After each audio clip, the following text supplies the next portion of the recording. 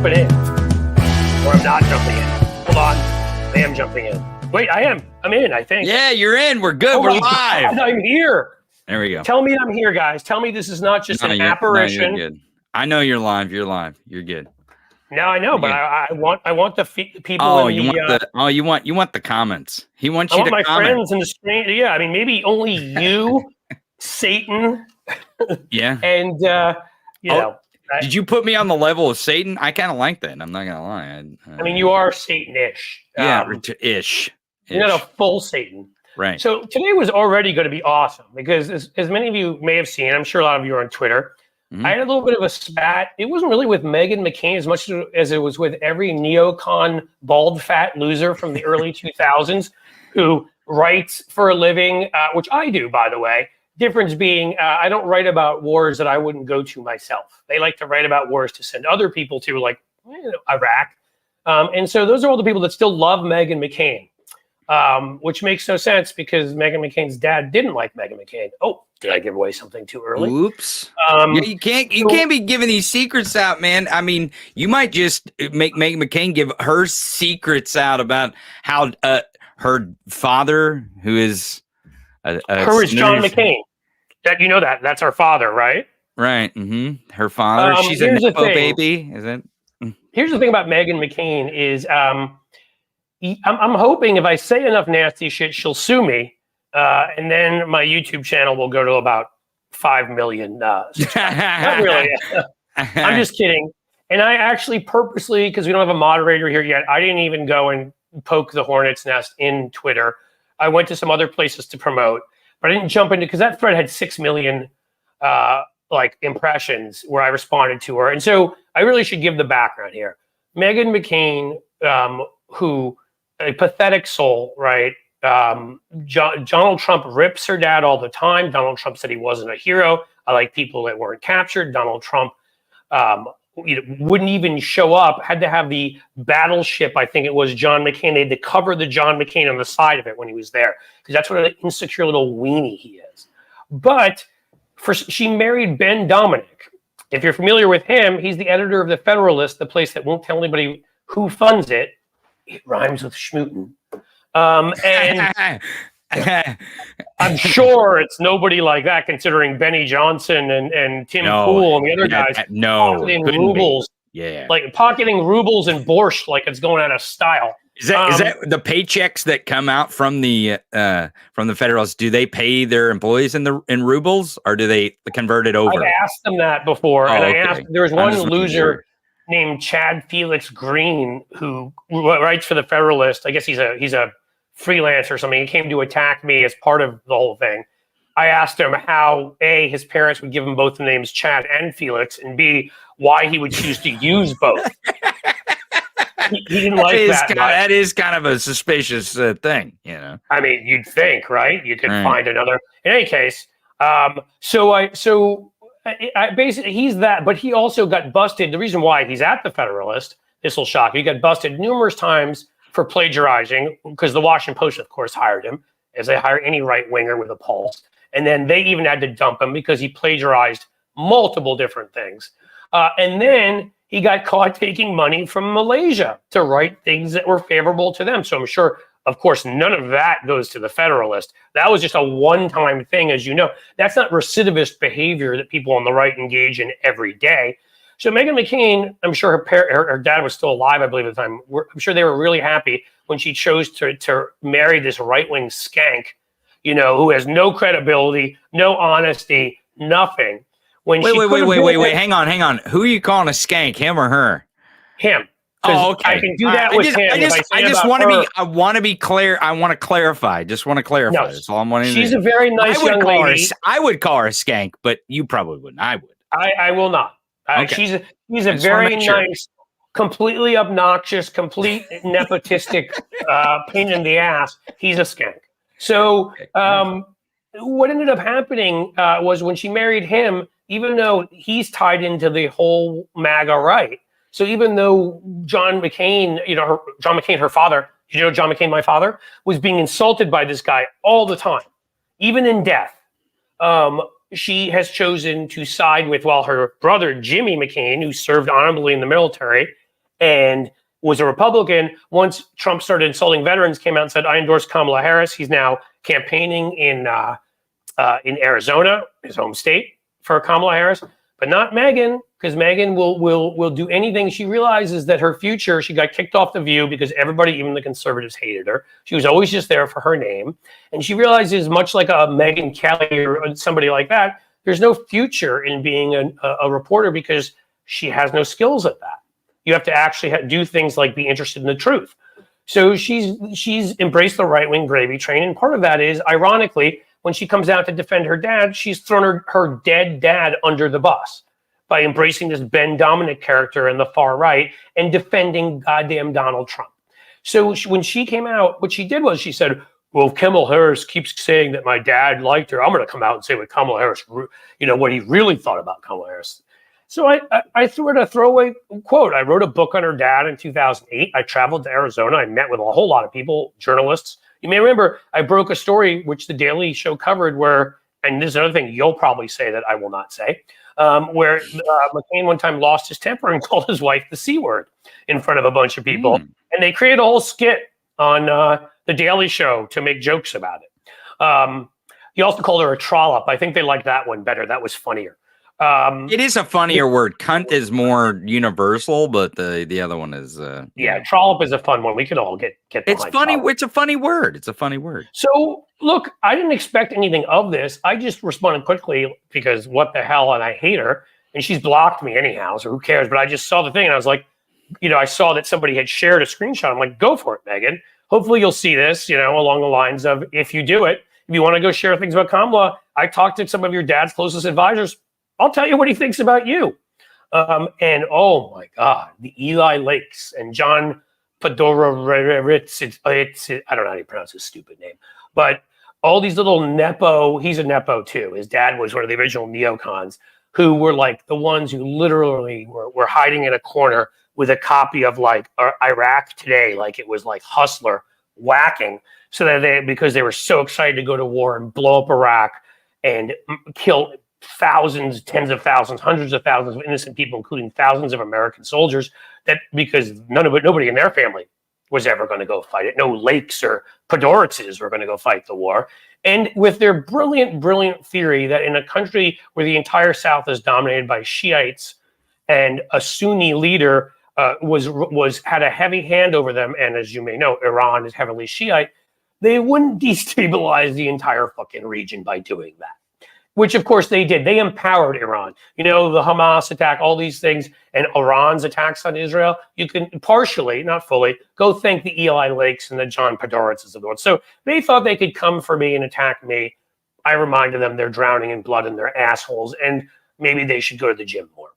Can I ask you a quick question? I know it's your show, but I know it's your show. You can ask me questions on my show. I want people to. Well, I just Alex, I don't want to try to everybody boost Cliff. That's a great comment. Thank you, Alex. So here's the thing: is I know she got her attack dogs to come after you, and a lot of people were like, "Yeah, fucking Cliff goes after every single one of these little bitch boys that came in to try to protect her, whatever the hell they were trying to do."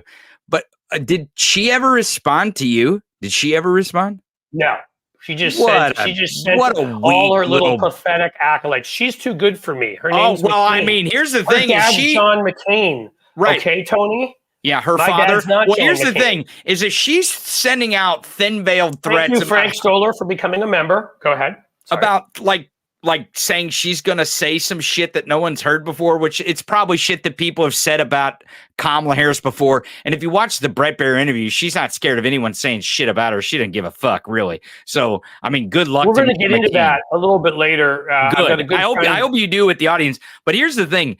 It was such a shitty move that she wouldn't even respond to you, because the only reason why people knew about her tweet anyways is because what you tweeted, and it got like 6 million. I mean, so that's the only reason why anyone knew what she was saying anyways. You made her relevant. Million, and it got picked up by, again, I'm not bragging about this, it's just it made it so a lot of people saw it. Raw Story picked it up, which has a lot of readership. Stephanie Miller had it on her show. Yeah. And so I have this strong, again, if I, have a brand, I have a brand because I act like who I am here, for better or worse, and I'm far from perfect. But the reason why I initially got banned at one point back from the old MSNBC when they're still kissing right-wingers' asses is because of that Cleta Mitchell clip that a lot of people have seen, but there are a couple other ones. There's the fake pollster John McLaughlin, where I would go on and I never got the memo, which is when right-wingers lie, when they attack my country, when they lie about the Democratic Party, when they lie about me and attack me, I'm supposed to sit there and say, thank you, sir, may I have another? And instead, I rip the living shit out of them because why do they deserve any respect? Like in my regular life, I walk around and treat everybody I meet, I try to treat them with the respect that I would hope they would treat me with. When you've shown yourself to be somebody of bad faith, to be somebody who is evil, corrupt, a cretinous figure who wants to overthrow our democracy, no, I'm not going to treat you with respect. I don't even, to me, you're not even human anymore. I might as well be a sociopath. I have no sympathy for you. You're scum. So I guess some people were shocked by the fact that I went back at these guys so hard. But I mean, maybe they didn't know that I don't take their shit. So they came after me and I was like, fine, let's have some fun, Eli Lake. You little fucking bowling ball looking, So that's what I like about it most is that all these attack dogs came and tried to attack you, and you just started attacking them. But Meghan McCain herself never actually responded. And before I go, because I got to get going, and this is live. Some of the people in the audience are like, is this AI Tony? Or is this real Tony? Because I had a rerun today. What I have to do real. Here, can I do the Trump like the Jack or do like what? Here's what's her name was doing. Dog shooter. The one that likes the gravel pit. This is what she was doing. Yeah, she's like, can you imagine? We're going to talk about that. You're going to host a live event, and that's what you end up doing. It's pathetic. Tony froze for a second. We got him back. No, we're good. We're good. So here's the thing: is that before I go, I want to congratulate you on 80,000 subscribers on your YouTube channel. I don't know if this Meghan McCain feud thing helped that out or not, because more people were paying attention. I suppose it did probably a little bit, but you've been doing a great job over here with these live streams, posting videos, going on other shows, posting those clips on this channel. And guys, if you're not subscribed already, get subscribed to Cliff's channel right here on YouTube, because he's got 80,000. Let's get him to 100 before Election Day. I think by November 5th. Yeah, 100 before Election Day. But I'm sorry, I'm not letting you leave with that, because the truth of the matter is, with what you just said, which was very kind about me, because the clips I've put up there, a few of them, a Pete Buttigieg one, ripping Republican that just hit about 100,000, has helped a lot, right? And some of the other clips that I put up that a few of them gotten up towards 400,000, great. These live streams, this is my third one, has helped. You guys are awesome for being here. Loki, hey, fuck 'em fam, agreed. I appreciate you guys so much because I love doing this, and I'm going to try to respond to as many of your, yes, congratulations clip from Valerie Watkins. I'm going to try to respond to as many as I can, because I love the interactive nature. And then on top of that, the whole Meghan McCain thing, I'm sure. Yeah. I know sent people here, but you need to know that I would not be here without Tony. Okay. And I'm sorry. I'm not just going to sit here and let you say all these nice things. I don't need to like fluff you. You've got 100,000 subscribers. You're growing. You're huge. Mr. WW, who just gave me $7.77 as a super chat. Thank you. JD Christie, 99 cents super sticker. Thank you. All these kinds of super chats and super stickers allow me to do this more, because I would like to. Next week, I meant to do it this week. I was out of town, but next week I'm going to start 2 days a week, and hopefully we'll go more from there. But Tony, not only encouraged me, was like, dude, you've done TV, you've come on my show, you've come on this. Why are you not doing your own live stream? You've got your own channel. But also, like, helped me strategize in how to grow this channel and helped me execute in how to grow this channel. He is like an integral part of why it is where it is. So I'm sorry. I can't let you go, Tony, without saying thank you. Well, yeah. You're awesome, and I couldn't thank you enough times for where this now is. Well, I appreciate it, but I will tell you that you're the talent on this channel, and that's what matters because people want to hear your voice, and let's get it out to as many people as we possibly can. And I'll tell you, audience, I'll give you a little secret. I'm going to tell on Cliff here or a little secret. When he got done with his first live stream, he's like, dude, that was so addictive. It was so fun to just talk to folks and they talk and interact with people live and be able to communicate with them and about politics and the election. So you might be addicted to it, but he's just as addicted. So before I go out, I want to let the audience know, let them in on that little secret. So you are Cliff's crack, audience. You are Cliff's crack. You really are. I love this. You guys are, I mean, again, it is like crack. And, oh, wait, no. See, I don't even know my drugs well enough. He doesn't even know how to do crack. Cliff over here trying to do crack the wrong way. Everyone, I'm glad you came to listen to Cliff, and we'll do this every Thursday. And when he switches, are you doing Tuesday and Thursday? Is that the days you're going to do? That's the plan.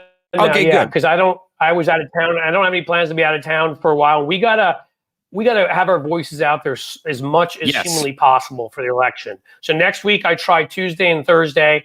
If I feel like it's manageable the week after, I'm not promising this. I do Tuesday, Wednesday, and Thursday. But for now, what I can promise is I will do Tuesday and Thursday next week. Absolutely. So next week during the Tuesday show and the Thursday show. For the $4.99. Go ahead. Sorry. Well, I was going to say next week during the Tuesday show and the Thursday show on my end, it'll go right into Cliff's show on Tuesday and Thursday. So don't miss it. And we'll see you guys tomorrow. It will be another rerun on my show, but we'll see you again on Monday live as we are every single weekday. And then on Tuesday, we'll go into Cliff. So see you at Cliff. Have a great time. And I look forward to seeing some clips about the fucking stupid town hall dance remix, whatever the fuck that was. Just the best part, again, the best part for you to leave on was the fact that here Kristi Noem, who I have no sympathy for a million reasons, from her hooking up with Lewandowski, to the fact that she took a puppy to a gravel pit. But seeing the look on her face of shock and not knowing what, I got to capture that in like just a still form. She's like, what do I do? He's lost his mind. And then she started trying to do that. It's great. It's great. Cliff, we'll see you, audience. We'll see you on Monday. Care, yep. We'll see you. All right, guys. So I actually have another guest who'll be joining in about 7 minutes. And it's because he's got an important story. As you all know, I loathe the mainstream media. And I feel I've got a special knowledge into who they are and what they do. I've talked about this often, and I've not talked about it as something to brag about. I'm ashamed of it at this point. But I went to some of the same name brand schools as some of these people. I knew them personally. I know them personally, some of them still. And there's exceptions. I want to be clear. There are some amazing, amazing reporters and people out there. I've known the recent editor of the most recent editor of Rolling Stone, Noah Shackman, for example. Since I was 16, we went to high school together. He's an amazing musician in New York. Amazing. He was my editor when I wrote a column for the Daily Beast. I don't want this to come off like there aren't some terrific voices out there. There are. But overall, corporate media is awful. And overall, when people are like, hey, why is it that things are so close? They are. I mean, the Electoral College is a big part of it because we're going to win by 8 or 10 million votes no matter what. So this would be a cakewalk otherwise. But the reason people are so misinformed that if they kind of lean Republican or they haven't voted in a while, but they're a little conservative, disagree with us on some issues, but maybe if they saw the way Trump was every day, if they saw that Ave Maria, I mean, the dude was like, sure, take questions, questions. No, let's play Ave Maria. Can you guys get that for me? And they start playing it, but one version is enough. They got to play the Pavarotti version because who can honestly listen to Ave Maria unless you listen to Pavarotti? So they played that. They're playing Guns N' Roses at some point. Axl Rose, known to be very left of center, will probably be really happy about that. I think, what's his name? Cones, they played Hallelujah. And Cones, why is his first name? Leonard Cohen's estate, I believe, may sue them.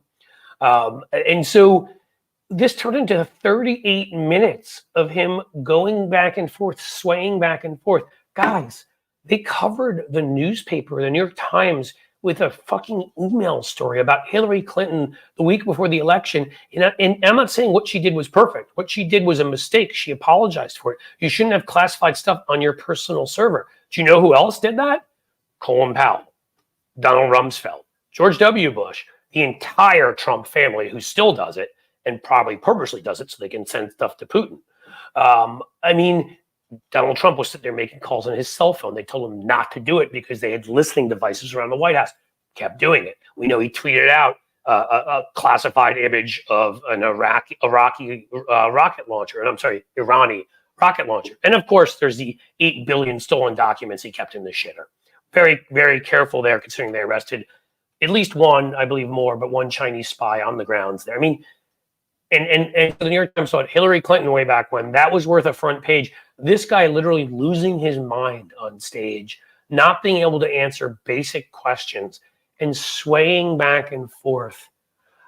I mean, like, honestly, the amount of crushed Adderall he snorted before that as a cocktail, maybe he stole one of Junior's 8 balls. I don't really know what was going on there, but it wasn't normal. It wasn't normal. And as Kamala Harris said, we always talk about this as Kamala Harris's wins, as she put it afterwards, and this is what I love about her. No more of this, beating around the bush. We're kind of going to say, she said, he is unhinged, he is mentally falling apart, and he is unfit. These are quotes. That is what we've needed Democrats to do. And other Democrats, the Jasmine Crockett's, Eric Swalwell's, Ted Lieu's, Gretchen Whitmer's, Gavin Newsom's, Jamie Raskin's are right there behind. Jared Moskowitz, God love him. Pete Buttigieg, he just had a video, as I told you on my channel. We have now finally have a strong group of Democrats who will hit back and hit back hard. So first there was that. Then did any of you guys, I want to see in the comments here, please tell me. Julie Purnell said, hey, Cliff, love. Thank you. What do you love? Oh, I see some flags. Did any of you see the Univision town hall that he did last night? Anybody see that? I used to work for a polling company. I used to do some stuff. I have never seen a crowd look at a man with such hatred unless they were about to commit a violent act against him. A man got up and asked him and said, I used to be a Republican. I don't like the way you mishandled coronavirus. I don't like the way you mishandled the way you enabled January 5th. And this should have been an easy answer, right? For anybody who has a clue. Donald Trump could have said, okay, I made some mistakes, but he can never say that. So instead, his response was how great January 5th was. He said it was a love-in, I believe was the term he used. Didn't answer any of this man's questions except for to push back and say the guy was wrong about everything. And it wasn't just the gentleman who looked like, are you okay? Like, you hear I'm asking you something and telling you need to win back my vote, and you're telling me everything that you did that are all the reasons why I'm not going to vote for you. But the women in the audience, I need a still of that too. I think there were 3 of them. There are at least 2 of them sitting there like this. One of them, when he said, this is the best comment the whole time, guys. Ashley Babbitt is the only one who was killed. Nobody was killed that day. He said that, those 2 sentences right in a row. She just sort of went like this and was taken aback. And there were 2 other women sitting next to her, and they were sitting there like this. And if you ever read a psychology book, talk to a psychologist, when you put your arms in front of you, that is a protective stance. The body language of that is you are protecting yourself against something you see as a threat, a predator, which of course he is. And they looked at him with disdain. And I'm not just saying this. I've never seen so much of a look of disdain in the eyes of an audience. And this is key. This is a Latino audience. Republicans have been trying their best to appeal to that group. That's the only reason he showed up there after canceling 60 Minutes, after canceling CNBC, because he knows his brain is melting. It's like you ever get your eggs sunny side up, you cut in and it starts dripping out. It's coming out of his ears now. It's the only reason he did that event, because he has to win this group. He's losing 62-34. Democrats used to win this group by 65 to 70%. We've fallen a bit, and he was going to try to get it under 60%. My guess is after that Univision town hall, we'll see. It either will make no difference, it certainly won't help him, or we'll be back in the 64, 65, 66%, maybe 2/3 range. And so those 2 were disasters. I see Tim Fullerton has entered the room. I'm going to add Tim to the stage, guys. You're going to learn to love him. He is big on TikTok, as the kids say.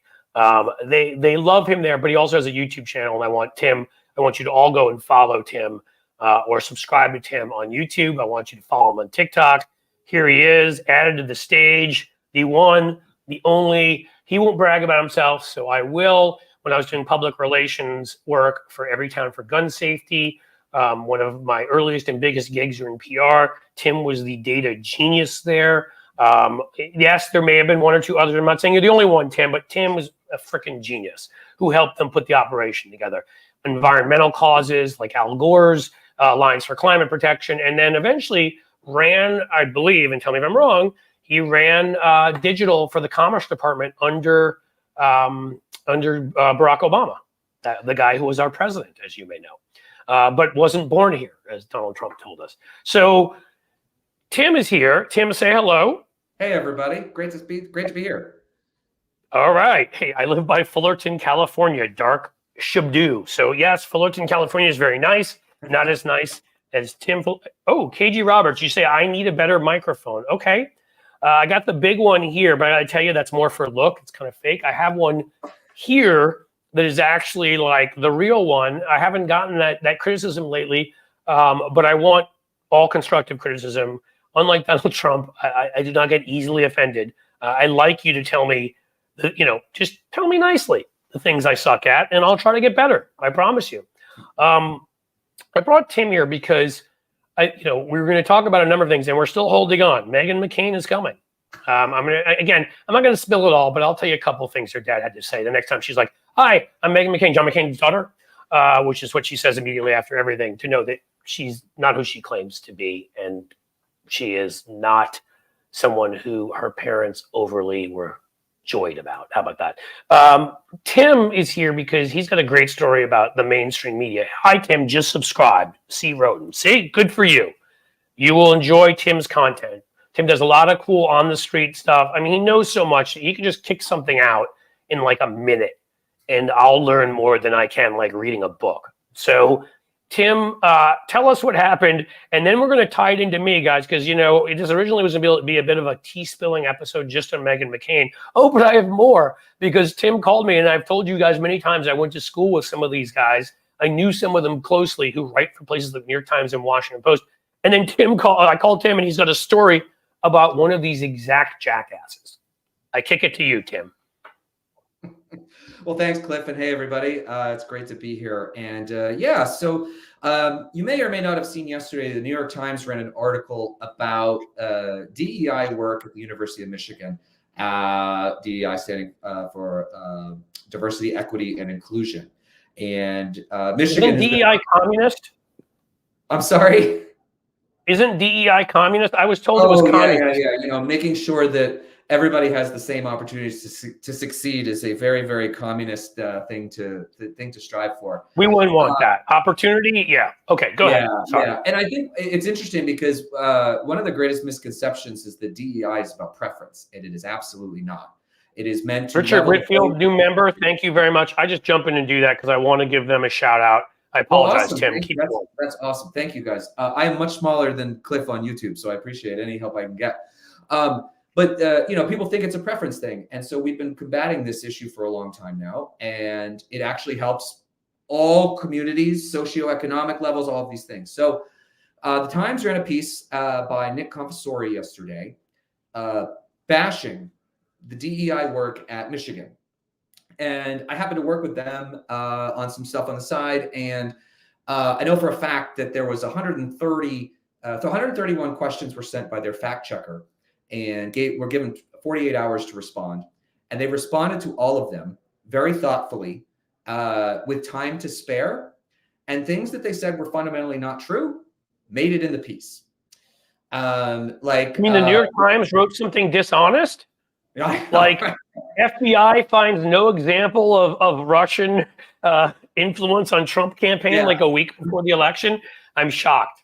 I know. Go ahead. I mean, I'm not saying it to belittle it. I'm just saying, again, if you're anybody who can hear my voice before I can get back to Tim, I'm just going to say this because I say it all the time. Unsubscribe from the New York Times. They are garbage. They are a waste of your time. They don't make you smarter, they make you dumber. And there are not only creators, Tim, myself, Tony out there, you should follow independent media, but I don't just do this as a, hey, come follow us. There are some terrific corporate outlets, yes, corporate ones, who have resisted and remained honest. The two ones I mentioned the most, the Philadelphia Inquirer, the only one to after the Biden-Trump debate that didn't call on Biden to get out of the race. They called on Trump as a serial liar to get out of the race. And they've done a lot of other great stuff since. And the Cleveland Plain Dealer, whose editor, Chris Quinn, wrote a long letter to all of the people attacking him, saying, you know what?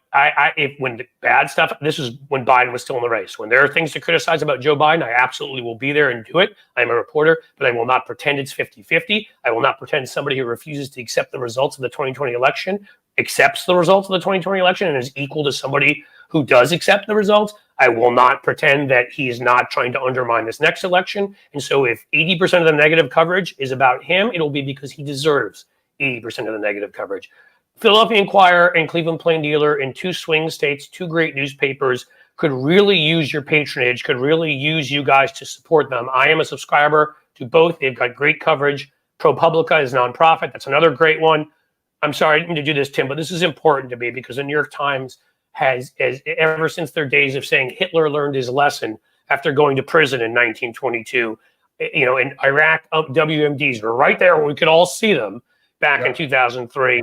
They have caused so much carnage. Talk about American carnage in this world by failing and by being careerists and by just caring about ad revenue. And now I'm going to shut up and let Tim continue because I'm cutting him off. Go ahead, Tim. I actually subscribed to the Philly Inquirer after that as well, so I highly recommend people do that. So anyways, with this piece, they printed all these things that are factually incorrect. Like they said that like the econ students had to take a microaggressions quiz every semester. Fundamentally not true. It's just not true. And they printed it anyways. But I think the most egregious thing about this piece was that outside of talking to people at Michigan, they're one outside validator of their thesis, which you're Bill Matralis, thank you for joining our channel here. Go ahead, Tim.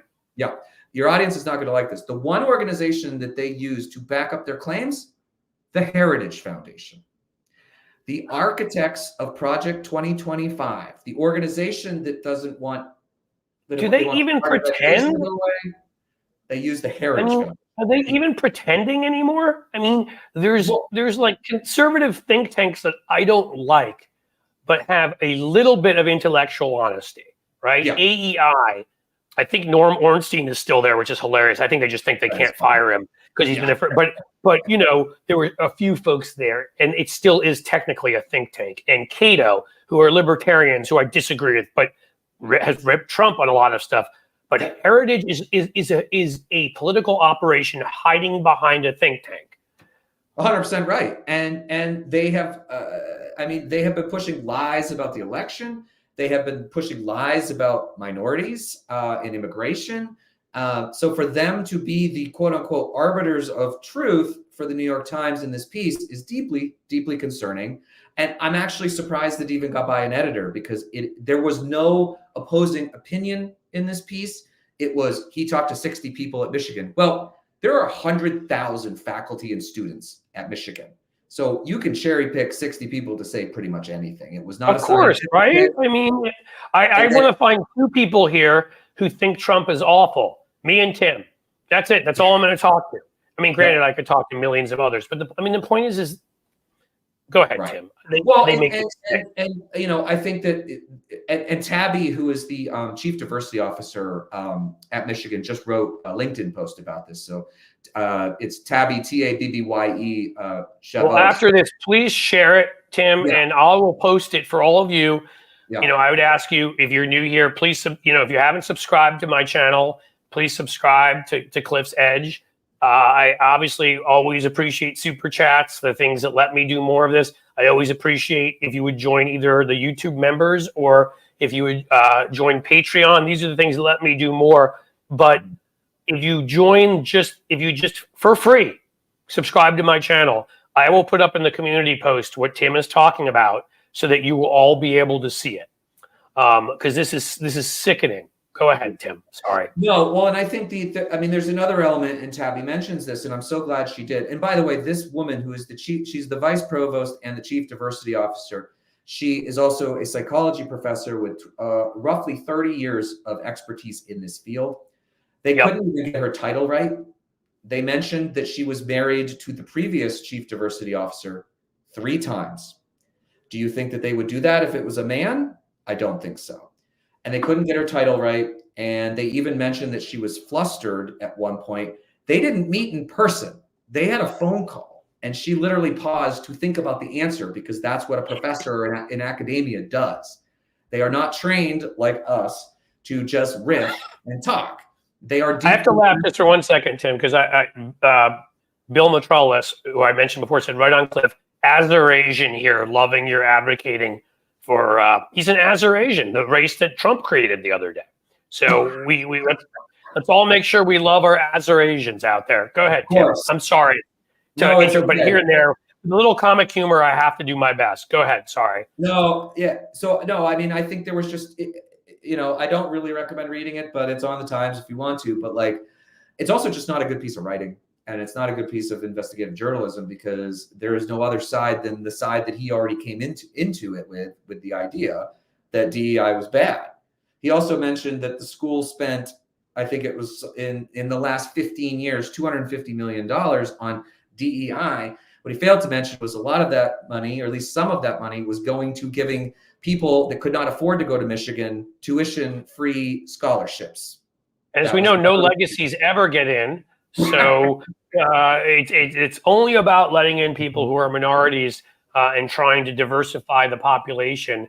Right. Because anybody who's been to college knows you learn, and you don't have to have been to college, but anybody who's been to lived in a different country, moved somewhere different. I've learned so much. I've lived in the Midwest. I've lived in the Northeast. I've lived in the Mid-Atlantic. I lived in France. I lived in England. I've learned so much from other people. I learned so much in college from the people that were different than me, who had a different life experience and could explain things to me that I could never get. And who could not want that? Nick Confessori, and we're almost getting to the punchline when Tim's done here, because I'm going to tell you what I know about Nick Confessori from our past. It's not earth shattering. It just will make you laugh. Go ahead. I just, you hit the thing that people don't seem to realize about DEI, is that DEI is also good for business because of diversity of thought. Like, there have been studies and research that show that companies that have DEI policies in place have higher profits, because they bring more people into the fold to work through problems and products and things like that. It makes them more successful. Now, the right doesn't want you to know that. They want you to think that these things are about preference, putting people who are not qualified over people that are, and that is fundamentally false. And the sad reality is most of academia hasn't said this because they are afraid of backlash, which is why I'm so proud of Tabby for standing up and saying enough is enough. But these are good programs that help everybody. And in Michigan in particular, it's increased admissions from the Upper Peninsula, which is a very white area, down to the southeast part of Michigan, which is a predominantly black area. The admissions for all of them have risen since they because that's part of the diversity. It's regional too. It's socioeconomic. Right. Yes. They just want to make it sound like it's racial, which is important too, by the way. And even if they do make it sound like that, screw them. But like, it's important that you have diversity of thought from different classes, races, genders, right? Yep. Orientations. Just, you want to learn from other people. I mean, it's incredible to me, So this is what happened. This was a hit piece. The New York Times often starts off with, here's our narrative. How can we figure out how to back it up by speaking to the people? It's like when you see those things about Kamala Harris is having a tough time in Pennsylvania, and they talk to 4 people, and one of them is like the local Republican chair, county chair. And you're just like, are you fucking kidding me? This is malpractice, and it happens all the time. I'm really enjoying, by the way, seeing a lot of you. I keep seeing sub to Tim's channel. And if you all are being honest, and you're here, so I know you're honest, Tim. I've seen at least 10 to 12 of those already. So there's probably many more I missed. But So Nick Conversori, I grew up in the same building as him in New York City. He was the floor below me. Robert Brunswick Jr., 999. Hello, Cliff. Much love from a Hal Sparks sparkler. Thank you. Love going on Hal Sparks' show every Monday. Consider myself a sparkler too. Damn, hopefully good sparkler. I do my best to sparkle. And so when I was a kid, his older brother was in my class. Don't need to mention his name, and he hasn't done anything. And was a friend. But Nick was a couple of years younger. And so his parents would have me babysit for this little brat. And he was a little brat. And he was an arrogant kid. I mean, I'm sorry. Some kids are little brats and then grow up and change. We all can change. He could have changed. He didn't. I met him for lunch at one point in Washington, where somehow we discovered each other were there after he went to Princeton. If any of you went to Princeton, great school. Sorry, I went to Penn, and we always considered people from Princeton assholes. But there's exceptions to that, many exceptions. And although, frankly, having gone to Penn and having the two most famous grads right now being Donald Trump and Elon Musk, maybe I should never speak about having gone to Penn. But he just, I guess I mentioned it because he had that sort of thing that was a stereotype for us, that Princetonite sort of, I belong to an eating club. Yes, they have eating clubs there, and I'm better than you. And he just always had that arrogance. And he was at the time in DC for a center-left magazine, the Washington Monthly, which puts out some great stuff. But the minute he got his opportunity in the New York Times, he went there and, like so many others, sold out immediately and started publishing, the radical centrism pieces and beating up on the left and acting like the right, instead of talking about what was important policy-wise, and when the right was engaging in serial lying policies that were going to harm people, he instead of talking about that and explaining, he would talk about the savviness. It's very smart for them to attack black women as blah, blah, blah, because that's going to help them in this part of the, I don't care if it's smart. It's fucking morally wrong and evil. And that's the way a newspaper should be discussing this. If I want a horse race, I'll go to a horse race. Okay? If I want a pure political horse race, there are things for that, right? Like the National Journal, I think, still exists and whatever. If you read the New York Times, you're theoretically reading it to learn things, whether it be about science, sports, food, politics, all the different areas, fashion. And as I say again and again, politics is the only area in our media where the media, instead of trying to make you smarter, actively actually tries to make you dumber. Because in science, can you imagine them saying, well, some folks are saying that gravity will affect, or lack of gravity will affect our rockets in space. Other people are saying it won't affect it at all. Who knows? My favorite one is the sports one, Tim, and I'll use something that you and I will appreciate, right? In 2003, I'm going to make fun of myself here, when the Boston Red Sox came back against my beloved New York Yankees, 2-0 in the ALCS, important. But when the Boston Red Sox came back against us down 3-0, set history, embarrassed us, won the World Series. If the New York Times had been writing about the way they wrote about politics, they would write, well, Boston Red Sox fans say that they came back from a 3-0 deficit to win 4-0. But Yankees fans point out the Yankees hit more singles, and that means they really won, and they should get to go to the World Series. That's how they would write about sport. I'm dead serious. Like, that's how they'd write about sports, because there can be no known facts. There aren't just winners and losers. There aren't just numbers and statistics. There aren't just historical fact and historical fiction. There's just, everybody. And so a Post reporter who often knows a lot about, or a Washington Post or New York Times or whatever reporter who often knows a lot about who they're writing about doesn't tell you. They pretend. They saw Donald Trump on the stage the other night. They've heard Donald Trump make the comments he made from the moment he came down his ridiculous, gaudy golden escalator and called Mexicans rapists. They've been there from the beginning. They know his character. The ones in New York, I grew up in New York, know his character even more, or lack thereof. And that's called context. So when you cover somebody, you use that context to decide, are they telling the truth or aren't they? You use that context to provide people who may want to know the truth about that person and say, well, in the past, he's done A, B, C, and D, which really makes you question, if this is Robin Dopp, thank you so much for the $20 super chat. Thank you for being such a huge Democratic Party and pro-democracy warrior for years. My pleasure, Robin. May there be more years of fighting the bad guys. May we defeat them this time and then gain a lot of what we've been fighting for years and just keep on going. And so that's what just makes me livid. It makes me livid that they know things they don't tell you in service of ad revenue, fake balance, careerism, rising up, access like Maggie Haberman so they can write a book. And that is the biggest reason this is not a Reagan versus Mondale or LBJ versus Goldwater election. That when people are like, why is it so close? Why is it, a 4 to 7 point national race? Why is it that we're only winning by 2 to 4, sometimes less in swing states? And I will tell you again and again, that is the media. Because if all these people who they're ready to walk away from Trump, they've heard something bad about him, or they think the tariff policy is as stupid as it is. 2,000% tariffs on everything. Brilliant policy, brilliant. They think that's but then they go and they read the New York Times or watch CNN and see them take a rally in which this person lost his ever-loving mind and make it sound like they used the word soberly in the New York Times. Soberly. He soberly swayed back and forth and danced at his, and make him sound like an interesting guy, like it was a fun event for everybody.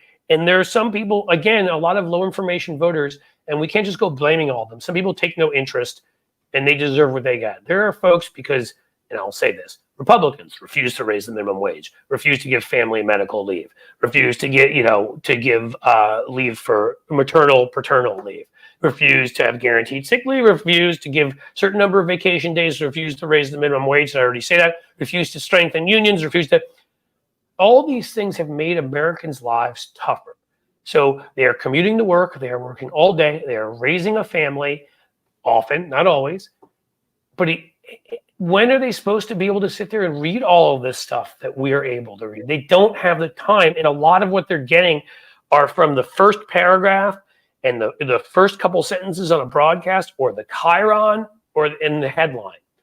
And when we don't tell them the honest truth, and not just once, Trump said grab him by the once, so we're going to tell people a couple times. No, you tell them constantly because people need to be reminded constantly with the context of who these people are.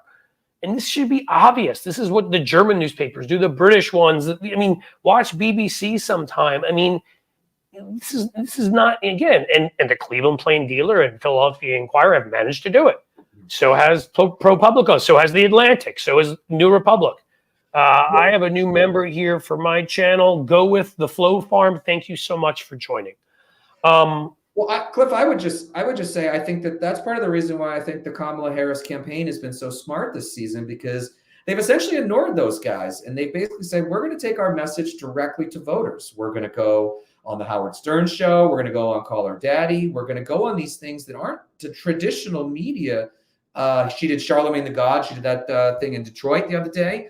And they've essentially said, we're not playing this game anymore with you guys because, frankly, people aren't reading you that much anymore. Frankly, most of the Times revenue comes from games at this point. But we're going to go directly to where people are listening and forget it. I know she did the Fox News thing yesterday, which I think she did a great job at. And I think that was more about showing that she can do those interviews. Let's talk about that. Right? I want to talk about that and get into specifics. I want to agree with everything you said. Yeah. I want to say to, hold on, L. Howard here, who said, I'm exhausted from this political timeline.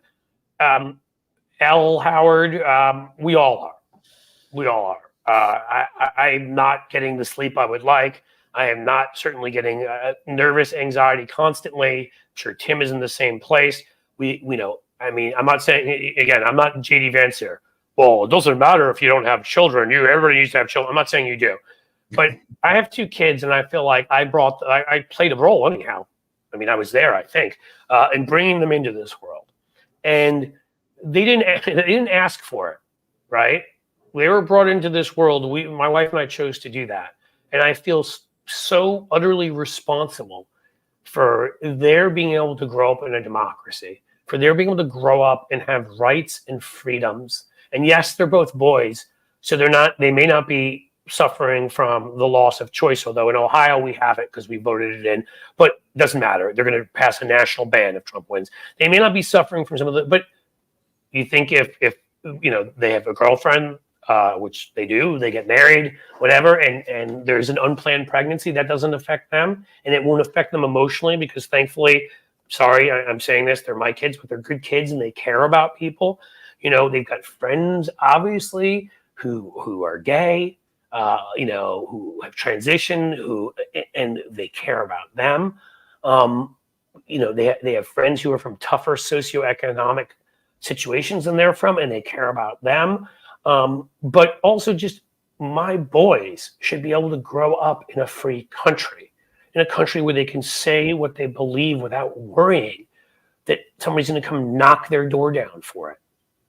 And now, frankly, I hate to say this, but they're worried about their dad, because the truth of the matter is that like I'm far from some big shot, but if Donald Trump couldn't organize a sock drawer, but the little Goebbelsites that he has around him, like Seb Gorka, Stephen Miller, if you don't think they're going to have an enemies list, yeah, they'll go after the Carvilles and Swalwells first. But if you don't think they'll get around to everybody, eventually, if you study strongman regimes, but be they, the whatever you want to call it. I mean, they called it communism, but what fake communism, authoritarianism of Stalin, or the authoritarianism of Hitler, or more recently Pinochet, or Milosevic, or whoever you want, Orban.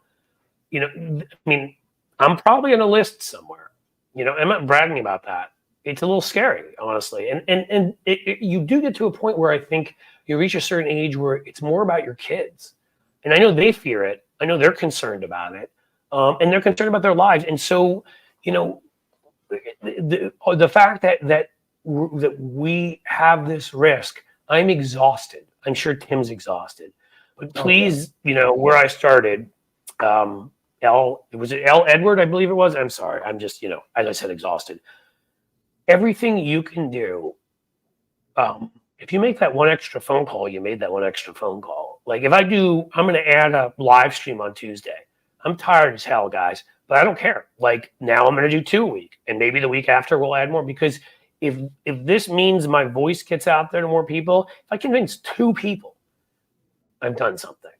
If you email a few friends, if you Facebook a few friends, if you, snap a few, whatever, every single vote matters here, because it matters for the presidential race. It matters. That's the most important one because Trump is so dangerous. But remember, if Kamala Harris wins and we don't have a Senate majority, nothing's happening. We're preventing the worst, but it's a holding action then for the future if we can't get rid of the filibuster. So there's state legislatures where we can undo Republican supermajorities. We can undo gerrymandering. Issue 1 here in Ohio. Vote for it. Undo, and Ohio will become a swing state again. Florida, Missouri, Arizona. Those are 3 I can think of. There's probably others. Abortion is on the ballot.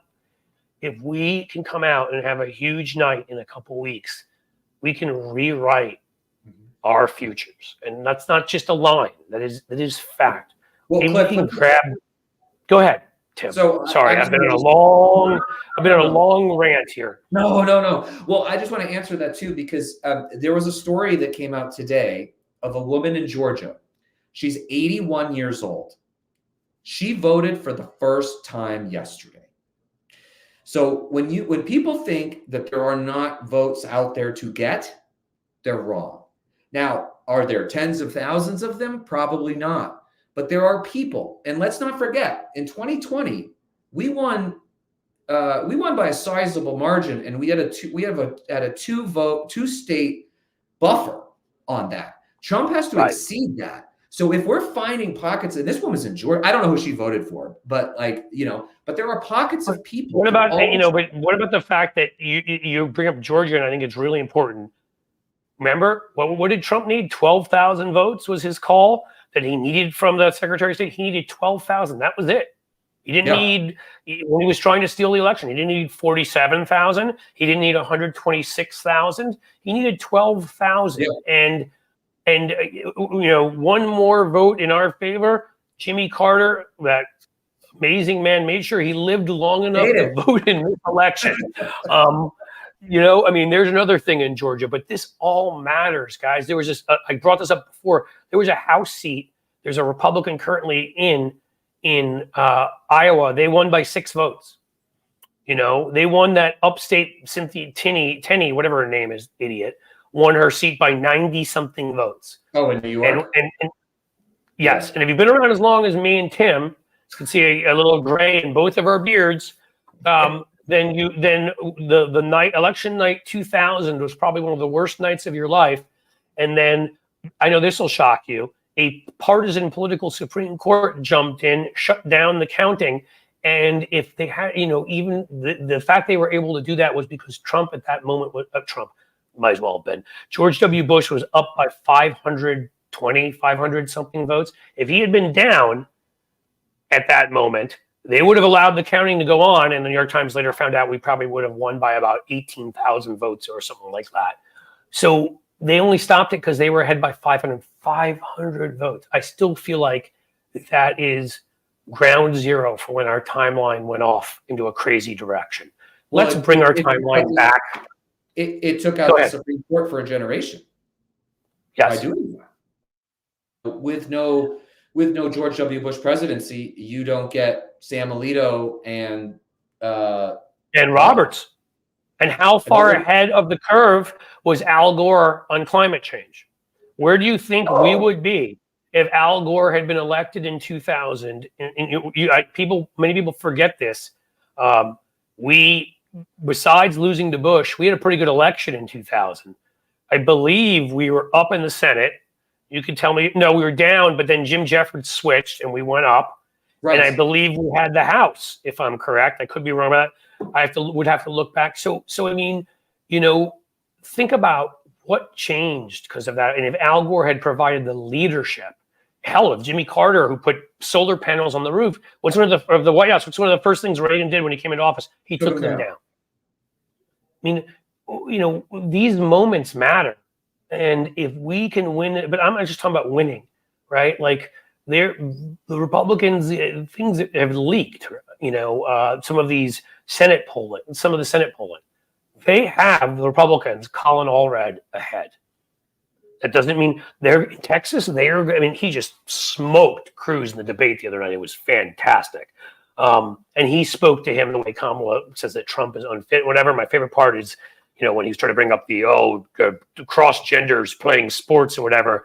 And Allard's like, yeah, I played 6 years in the NFL. I think the only position you ever played, Ted, was left out. I think just leave the sports to me, which was so mean and so perfect. Looking at this tubby, Ted Cruz versus this guy, Colin Allred, who right now looks like he could lift a building.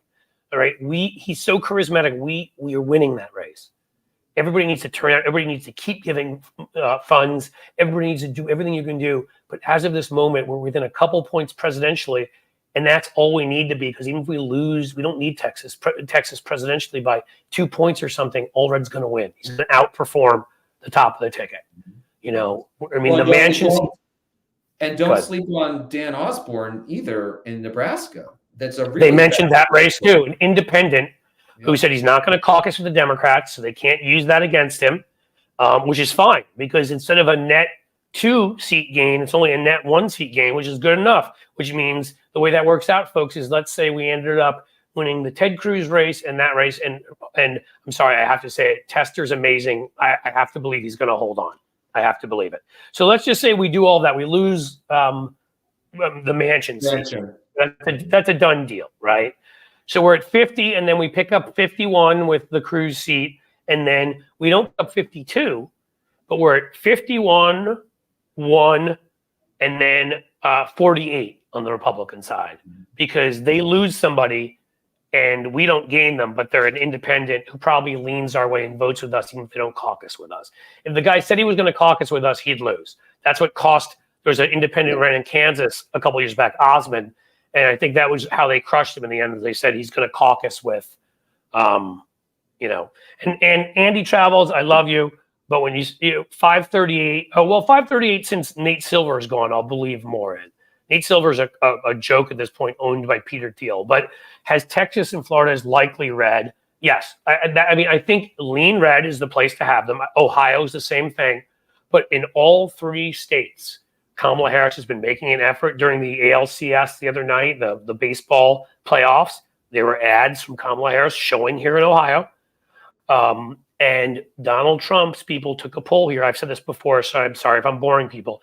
Took a poll here 2 months ago. I heard from contacts here. They were freaking out. I didn't hear what the numbers were, but I think they may have been tied, whatever. They went nuts and started spending a ton on ads here that they could have used in North Carolina, by the way, in Georgia, whatever. And last poll showed them up 3. I'm telling you, even if that is accurate, here's the thing. We, since the Dobbs decision, have outperformed polling on average by 7 points. I know this as a pollster, so here's what pollsters ask you when they screen you. Have you voted in the last 2 elections? And if you haven't, they take you out as a likely voter. Do you know who hasn't voted in the last 2 elections, Tim? My son, who just registered because he just turned 18. And that is why if you get a surge of younger voters, you brought up that 81-year-old voter of voters who don't often vote, but are so, and a lot of this counted a lot of women voters who had, I'm not saying disproportionately women didn't vote. I'm just saying women who hadn't voted among that group voted in much bigger numbers because of the Dobbs decision. So these polls are missing that. They're missing those numbers. And so if in Ohio we go in there and then you add in that Elon Musk, a guy whose rockets blow up, whose Tesla Cybertruck looks like a freaking toaster on wheels, who has shown himself to be one of the bigger imbeciles ever, and has promised all sorts of things he hasn't lived up to. Oh, we're going to have this done. I mean, the Cybertruck was how late, the other stuff. The Trump people cut all the funding for their get out the vote operation, and they've handed it over to Charlie Kirk and Elon Musk. God bless them. If you don't have institutional knowledge in something, you're going to screw it up. What the Kamala people did was they brought in the best minds from our last presidential elections on getting out the vote, and they've hired them all and created the largest operation in the history of presidential politics. They've likened Trump's operation to more of a midterm one. Now, normally they say a better field operation, and you can tell me if I'm wrong, Tim, you may know more of this, a field operation that's superior to another one can make a difference of 2 points or so. Yeah, Good. Well, and the other thing that people aren't really talking about, also, it's hilarious that Elon and Charlie are running that. Also, apparently, some of the DeSantis folks are involved too. And I mean, they ran one of the most embarrassing primary campaigns in history with Ron DeSantis.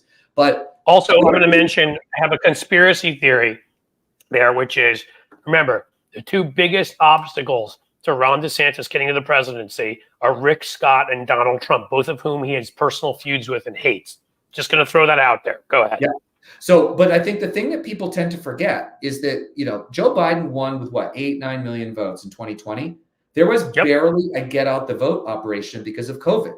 But Republicans, of course, ignored all of the COVID restrictions and did their door knocking and did everything. And they slightly overperformed, I think, what people thought. But Biden didn't have that. We are going to be out in force this time at more of the Obama levels than the Biden levels. And that 2 points is the game changer. And also, I don't think it's 2 points, and that's the thing. I think when if 2 normal operations are up against each other and one is superior, that can make a difference of 1 to 2 points.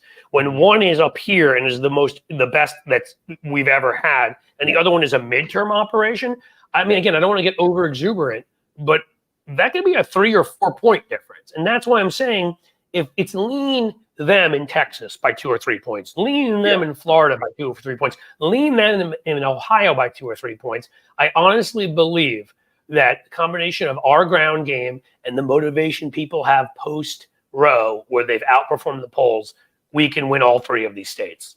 I mean, I'm not saying we're going to. And everybody has to do everything possible. And yes, they still lean Republicans. Do not get me wrong. But I believe in my heart strongly that we're going to win at least one of those 3 states. And I think we've got a great shot at winning 2 of them. Yeah. And that would be incredible. Yeah. Let me give you an example of something that Republicans are not. So every Saturday in Manhattan, New York is not a swing state, even though Donald Trump's doing that silly rally here. Every He Saturday has to morning. recreate the Nazi one at Madison Square Garden. So, right. But every Saturday and Sunday morning, Mark Levine, who's the Manhattan Borough president, gets hundreds of New Yorkers on these buses, and they go to Pennsylvania and they knock on doors every weekend. I have not seen a single post of anybody saying that there's some sort of Trump bus brigade coming in, I guess, from West Virginia to Pennsylvania or something like that. Like I worked on the Obama campaign in 2008, and this was a tactic that we used all the time. Like in South Carolina, it was like, get on the bus and go to North Carolina or Georgia. And, these things matter because you have hundreds of more people going into like Bucks County, right? Which is one of the swingiest districts in Pennsylvania.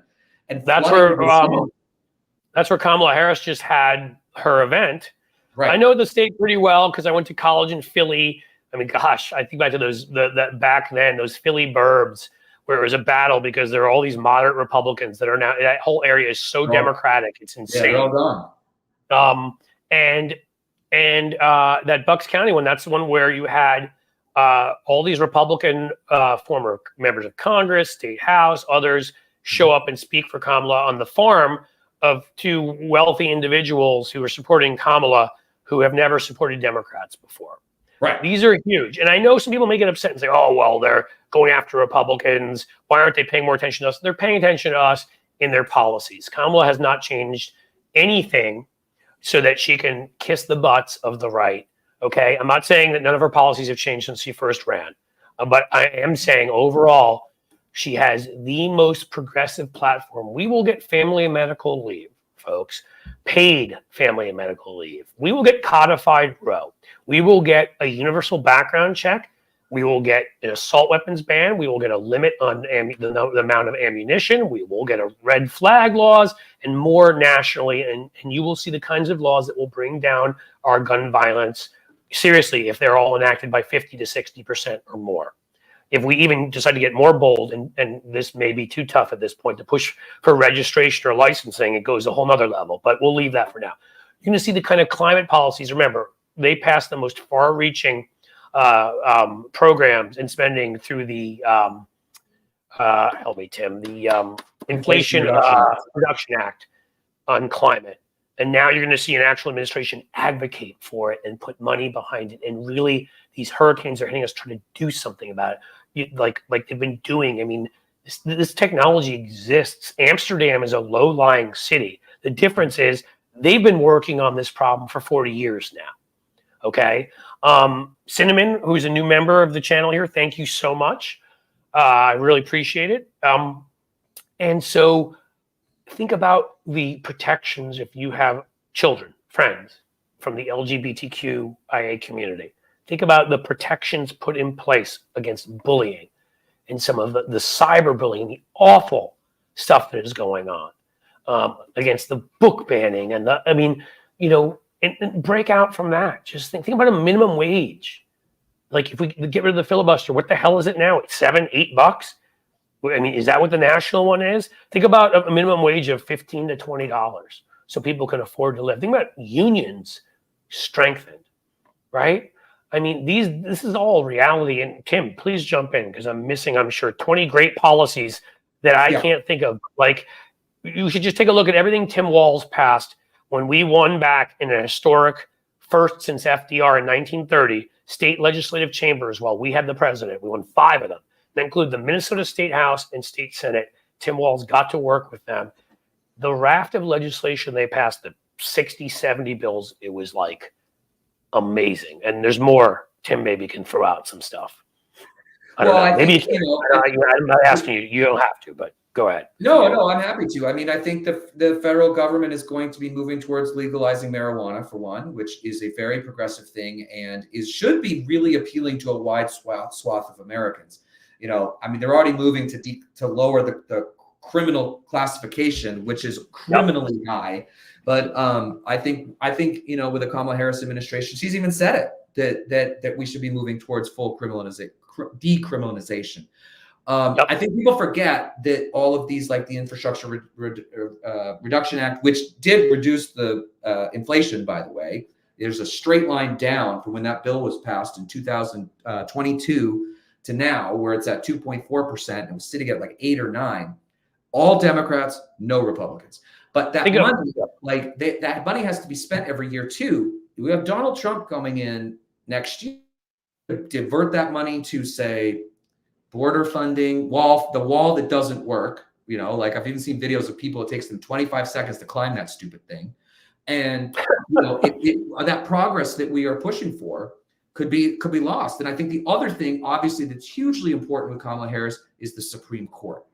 We have a 78-year-old Clarence Thomas who has been quite ill for quite some time, even though he's getting all that fancy cash from those Republican mentally ill for the better part of 50 years. Well, yeah, and also Alito is old. And just imagine Alito, the guy that wrote the Dobbs decision, and one of his brilliant philosophical thinkers he based it on was a Middle Ages gentleman who was an enthusiast of marital rape and thought that was a justified and great thing to do. Imagine getting that schmuck. I mean, Thomas and Alito are two of the three that I call the fascist bloc, right? I would call them all that, except for there's different degrees.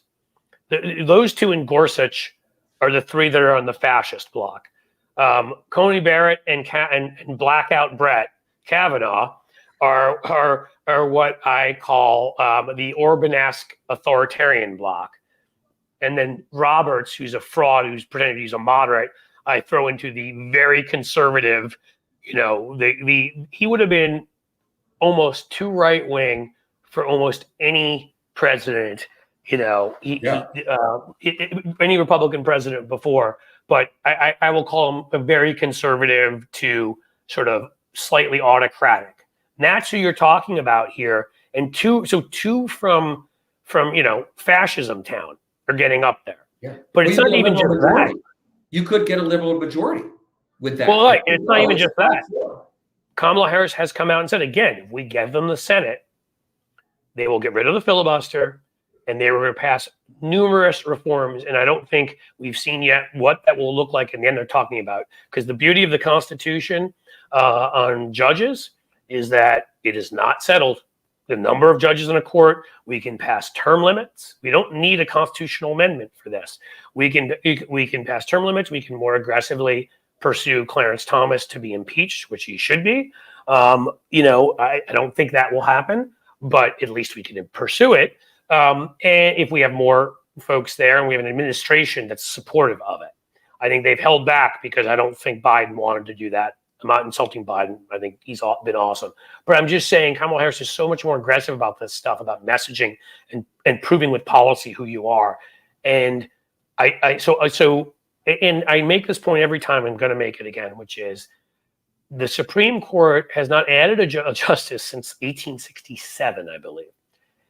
We had 30 million, 33 million, something like that, residents of the United States of America then. We have 330 million. It has grown 11-fold.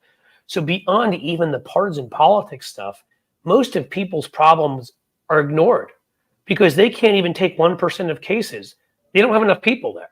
I don't even agree with, when they talk about expanding the court, I don't even agree with 13. I think we need at least 17 justices, and I think they should consider more if you're going to keep up with a modern technological society so that you can have a big enough Supreme Court that you can pick 9 justices, you know, on this one, or however you do it, like other courts do, where not every justice has to be on every case. It helps depoliticize the court.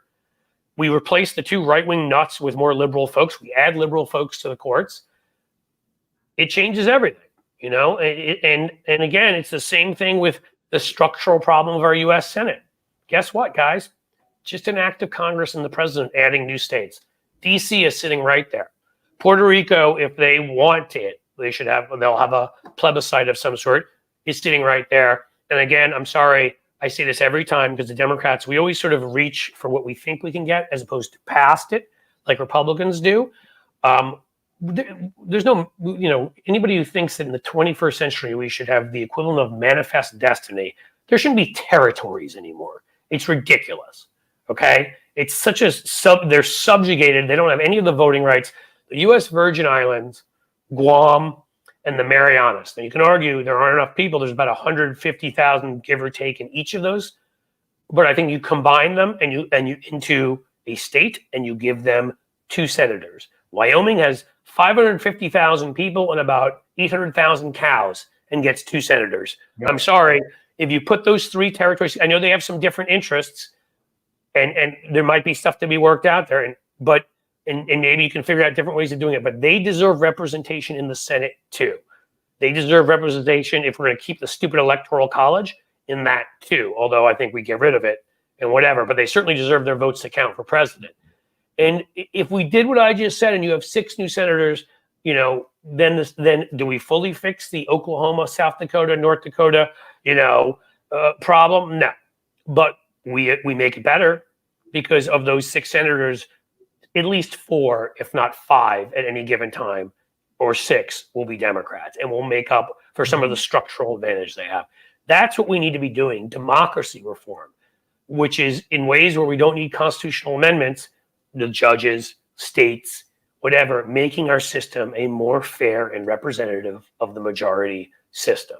And we can do it, but only if everybody comes out, everybody votes. No, I need 12,000 votes in Georgia. Make them need 250,000. I mean, I exaggerate, yes. But come on, let's win Georgia by a larger margin. Let's win North Carolina. If you want me to give you some inside stuff that I haven't in North Carolina, I don't think it matters anymore. And I don't think I'm going to probably write ads for a presidential campaign anymore. So whoop-de-doo. When I was running ads for Joe Biden in 2020, we saw a lot of inside polling. There was a scandal with a candidate we thought was a great candidate, a Senate candidate named Cunningham. Trial lawyers from North Carolina have caused us problems, folks. Had an affair with he was a veteran, great background until we found out he had an affair with a fellow veteran's wife. He was up by about 4 or 5. We were going to win that Senate seat. He lost about 8 points. But what he also did was Joe Biden in most of our polls was up by about 1 point, maybe a little bit less, 3/4 of a point. So could we have lost it that day theoretically? Sure. But we were up by a little bit. After that happened, it pulled everybody there down by about 2 points who wasn't him. Cooper was up by about 5, so it pulled him down to like 3. Stein, same deal. Those 2 guys were fine. But not only did it cost us that Senate race, it cost us those presidential votes. I believe we can win North Carolina at this point by 2 to 3 points. Absolutely. So again, everybody needs to turn out. Everybody needs to do their stuff. I promised folks some things, so I'm just going to tell you quickly a few things. One, from what advisors told me, John and he spoke more for John McCain than Cindy McCain. So let's say John McCain was doing everything possible to try to make sure his daughter could not get onto his presidential campaign. Yes, he tried to prevent his own daughter from joining the campaign. That's one thing. Secondly, he did it because, as far as he was concerned, everything she ever did in life was about her.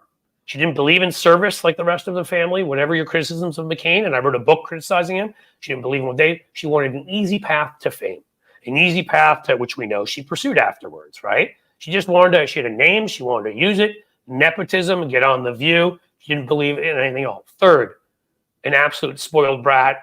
Like there were times where people had to be assigned to watch her because they didn't know what she was going to do, when she was going to throw a tantrum, and not just embarrass the campaign, but actually cost the campaign in 2008.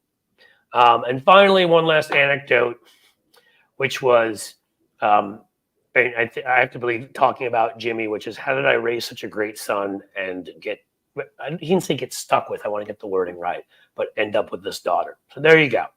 She can bring up, and there's a few more things, but that's enough. She can bring up all she wants. My dad, John McCain. Yeah, your dad, John McCain, was quite disappointed and saw you for who you were.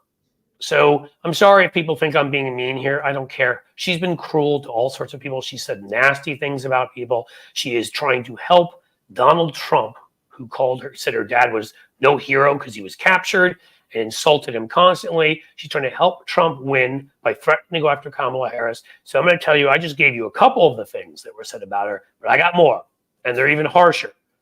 And I will share those if that's what is necessary to get her to keep her stupid yap shut and get, look, why can't she just have Ben Dominic, her husband, steal it from somebody else like he always used to do? Just plagiarize it, which is what his regular deal at the Washington Post, and then they can say what somebody else said anyhow. I got nothing left on that, Tim. Do you have anything you want to say? On that, no, I think you pretty much got it covered. Well, you can, if you want, if you simply felt like giving a reason why you are not a fan of Meghan McCain, you could, or anything else that you. I am.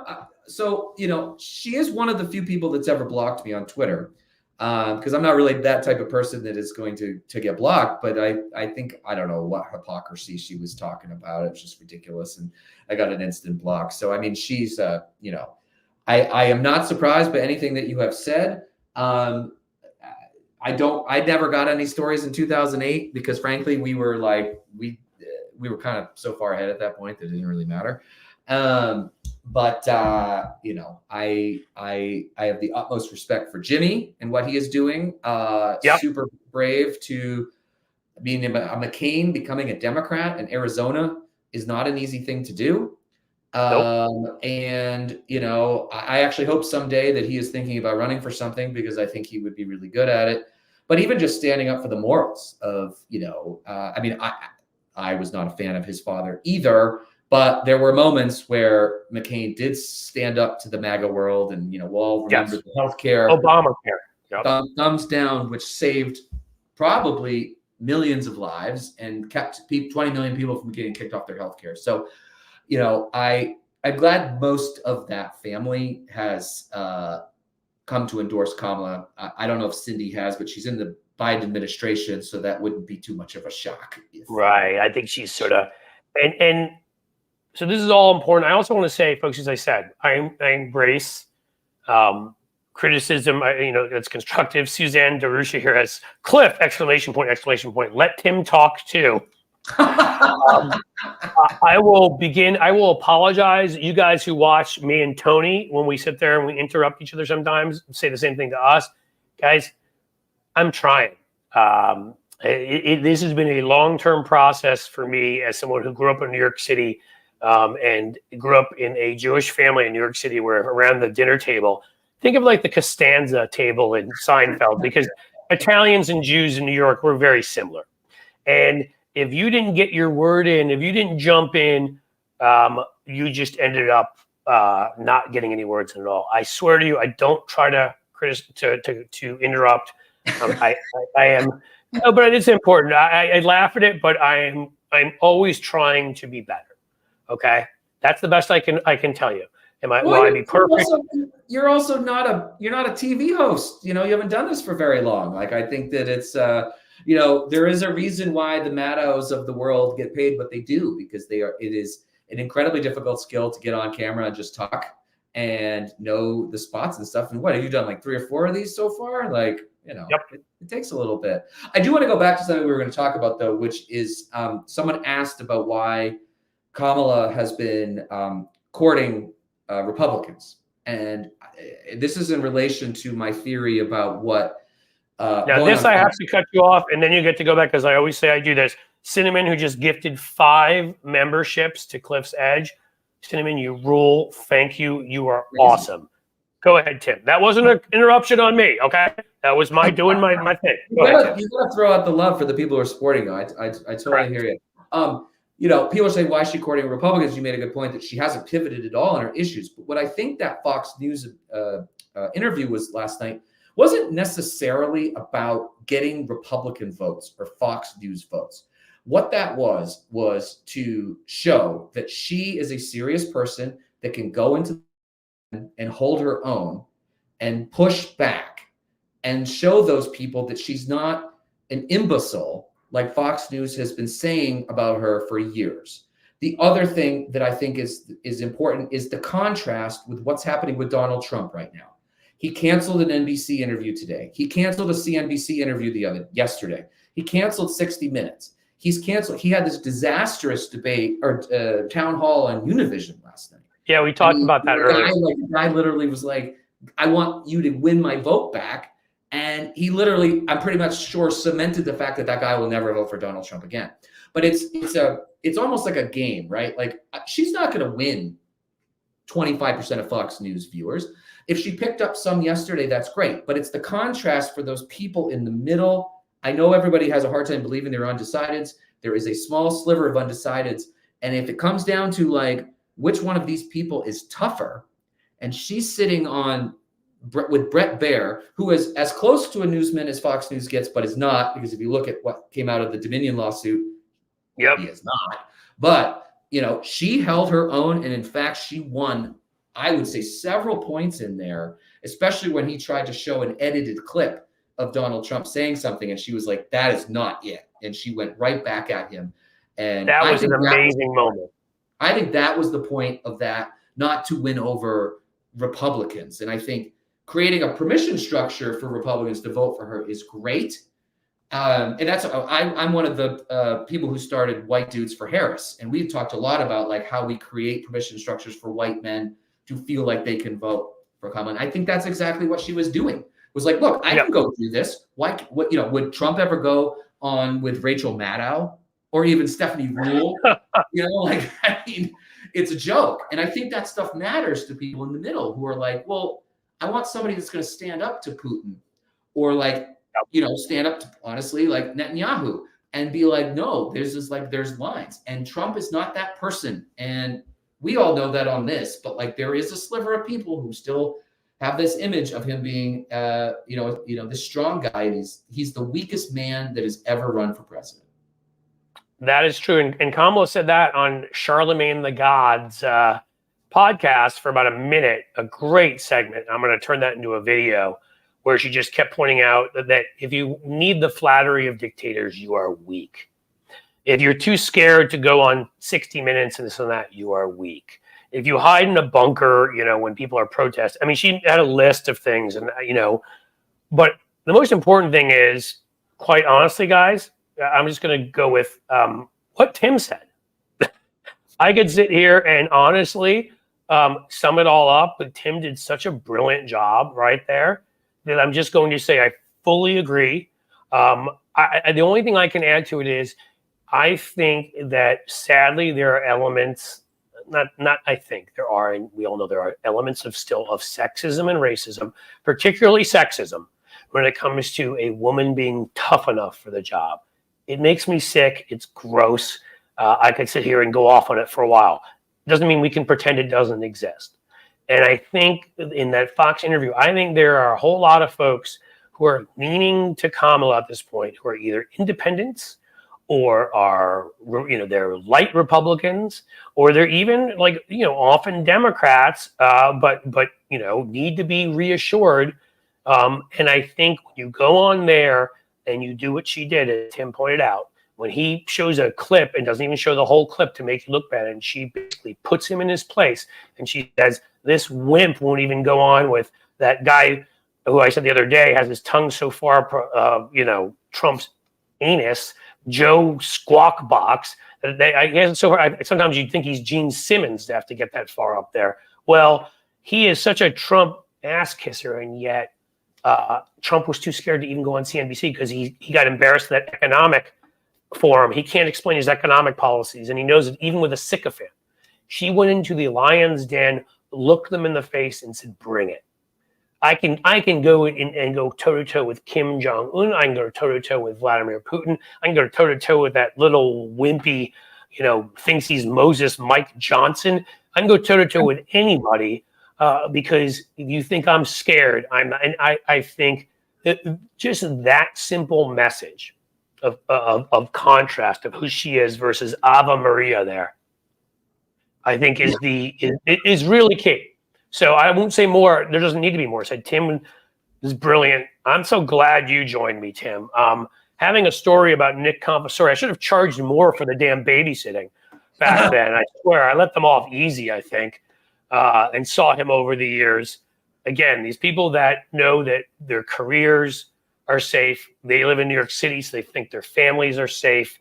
And obviously, you live in New York City, but you actually care about other people.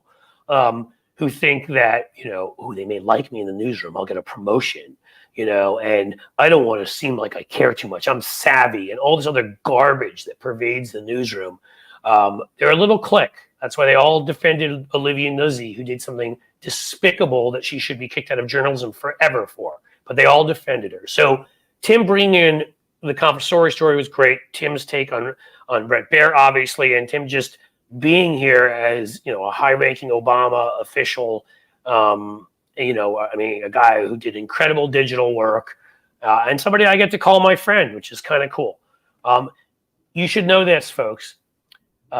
Tim is such a good person that when I was unable to get the Yankees tickets to the ALCS because I was trying to buy them from here, and the Yankees were being jerks and saying you had to be in the time zone to do it, or in the area to do it, Tim, a Red Sox fan, went on and bought the tickets for me. I Venmoed him right away. Don't think I ripped him off, but went on and actually, he's like, do I have to do something to help the Yankees? And of course, was joking.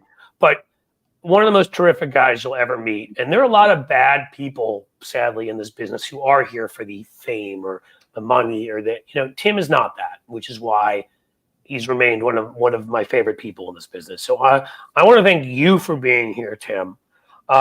You guys, all of you, I tried to call out as many comments as I could. Cynthia Rice, I see you there. You've been here every time. Thank you so much. You guys have been here. Numerous more memberships today. Some kind folks giving me super chats. So I told you I'm going to up this to twice a week. Please, if any of you aren't subscribed to my channel who are here, please subscribe. We just passed 80,000. We are 100,000 by Election Day. If any of you have not subscribed to Tim's channel, you go do that right now. A lot of you said you have. I hope he gets back there. It has a surprise, and there's just a ton more folks because he's brilliant and deserves it. And otherwise, again, I haven't come up with a great sort of "see you later" kind of slogan yet. But what I will say to you all is, please, please, please, knock on every door, make every call, donate every dollar you can afford. I like to say when I have a younger son who plays soccer, and what I always love about him is when he comes off the field, he is red-faced and looks like he's going to fall over. He leaves it all on the field. Let's all leave it all on the field this time, okay, guys? Leave it all on the field, and we're going to be some very happy people the night of November 5th. Thank you for being here. Cliff Schechter signing off. Cliff's Edge, Tim Fullerton. Is your channel just Tim Fullerton? Yeah, just at Tim Fullerton. Yep. At Tim Fullerton. I'm at Cliff's Edge. You guys are awesome. Thanks so much. And I'll be back on Tuesday. Take care. Thanks, guys. Thank you. All right. Let's see. Let's figure out if I can figure out how to get out of here the proper way. We're going to try it.